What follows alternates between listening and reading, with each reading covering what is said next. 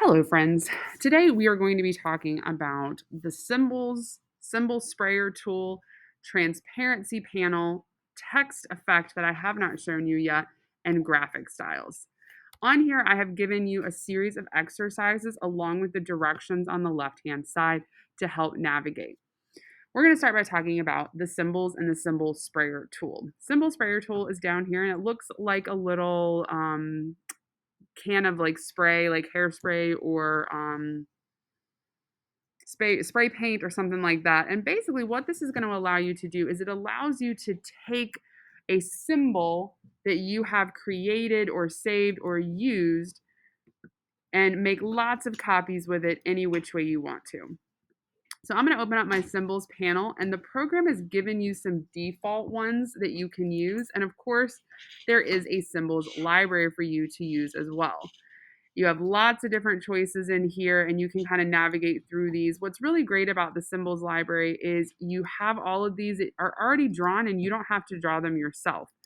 There are also a lot of options out there to download. A lot of these, in my opinion, look like clip art, but that's okay. With the symbols regularly, you can just drag and drop a copy of that out, and then that's something you can use and manipulate any which way you want to. But today we're going to use the symbol sprayer tool. So I've asked you to find the grime one, and with any of these, if you hover over it, it will tell you what they're called. And basically, you can just spray. You can click and spray, or you can drag and spray. But essentially, I just want you to show me that you can find that tool and that you can spray with it. The awesome thing is it becomes an object immediately that can be changed, moved, manipulated any which way you'd like. The other thing I'd like you to do is see how you can edit a symbol. So I have this Gerber symbol here, and I'm just going to double click on this, and you'll see it goes right there for me, and I can zoom in. And it is an editable object that has been grouped together. So I can come in here and using my properties panel, I can recolor any of these that I want to. So I'm just going to hold down a few of these. I'm just going to pick a few at random. And I'm going to change the colors on these to create something that looks a little different than what I have already. So I'm going to do shades of blue and purple. I'm not going to go kind of crazy with this. I just want you to get a general idea about how you can edit an existing symbol. And you'll see I'm just selecting a bunch of the different petals and changing their colors. And then I'm going to get these last ones that I haven't gotten yet. The great thing about this is when you take something like this one that needs to be edited or you want to change it, you can then actually make a new copy of it so that you don't lose your original copy. But once you have that done, see, 2 copies. Now I can come in here with my symbol sprayer, just like before, and spray a bunch of copies of my new one. If I go to the other one, I still have the original pink, which is quite lovely. The last thing we're going to do today with symbols is create our own symbol. I've given you this butterfly image up here at the top corner, and we're going to come over to the panel menu, and I'm going to make a new symbol, and I'm going to call this butterfly. You want to make sure that the export type, you change it from movie clip to graphic because it's a still image, and we're going to leave it on dynamic. Now it's in my symbols library, and I can drag a copy out as I want to, or I can use my symbol sprayer. Symbols are one of the things that we can use if you have a complex object that you want to keep and use lots of copies for. You can create super intricate, detailed objects without taking up a huge amount of space on your computer. Next, we're going to talk about the transparency panel. So I'm going to come down here and open up my transparency panel, and we're going to talk about some of the different options that we have in here, and we're also going to talk about blend modes. First thing I'm going to do is just show you how you can use this panel to change the opacity of an object. So I believe I've asked for you to make this 65%, and then it is a way for you to quickly change the transparency of multiple objects. The second exercise is going to ask you to figure out the blend modes and change the blend modes. On this one, I've asked you to change this to difference. And what I want you to see is how when you change an object and you change its blend mode, so we have overlay, we have soft light, you have color burn. It does different kind of lighting options, if you will. But I just want you to see how when you take multiple objects with multiple blend modes, how it changes the way they look. I use these a lot depending on what type of design I'm trying to do, things like that. For number 6, I have given you what I want you to make this one look like, and you need to figure out which one it is, and then tell me what the answer is over here in the directions. I'm not going to tell you which one because I want you to go through and look through all the different blend options to make sure that you figure out which one is the right one. Transparency panel is just a great panel to use often for quick adjustments to your opacity and your transparency.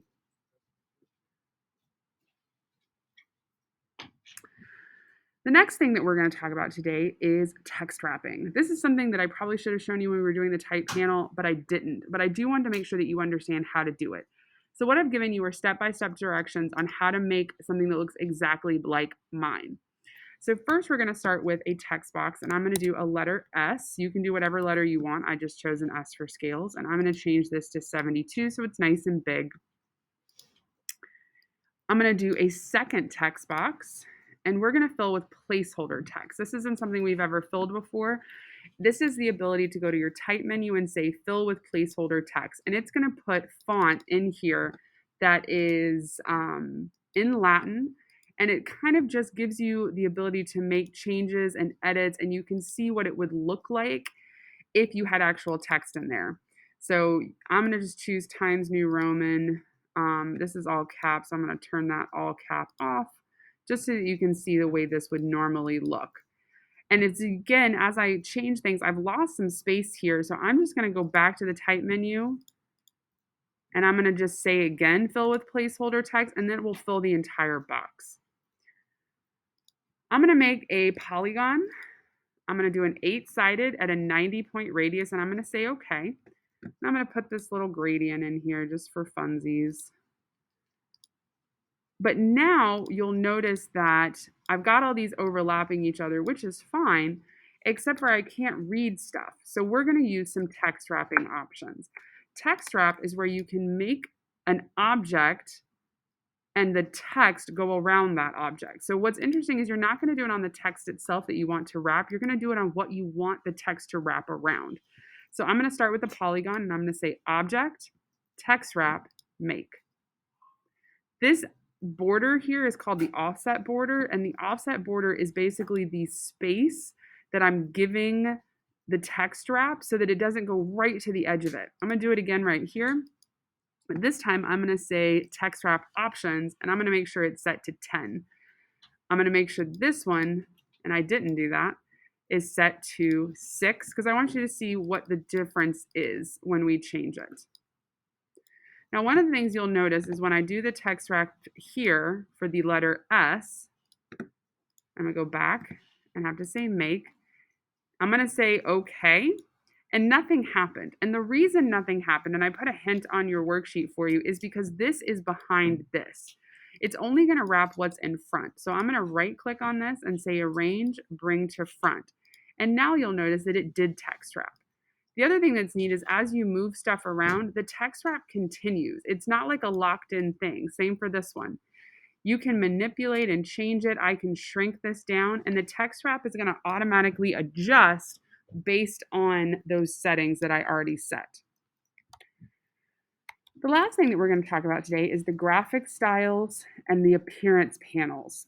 So the graphic styles panel, which I'm going to go ahead and open, is a way to save styles into the program that you can use over and over. Styles being color, stroke, fonts, font color, font size, patterns, drop shadows, any of those type of things. So for number 8, I've asked you to make a graphic style of the moon. So I've selected the moon and everything that is attached to that moon under the appearance panel, and there's everything, and that's going to show you everything. We talked about this one before, but we've never really used it. But it's everything that's been applied to this one object. So I'm going to come up here and say new graphic style, and I'm going to name this moon. You do have to say up here, because if you just click here, it just throws it and it won't actually name it the way you want it to be named. Now I'm going to select all of my stars and I'm going to apply that same style, and I want you to see what it did. It added the stroke, it added the outer glow that I had on my moon. So that's kind of neat in my opinion. Just so that you're aware, there are, again, graphic styles that are built into the program that you can use, like this one called dusk or foliage. Again, there is a menu of things that you can use to go through. Adobe's awesome about creating things for you so that you don't have to do it yourself.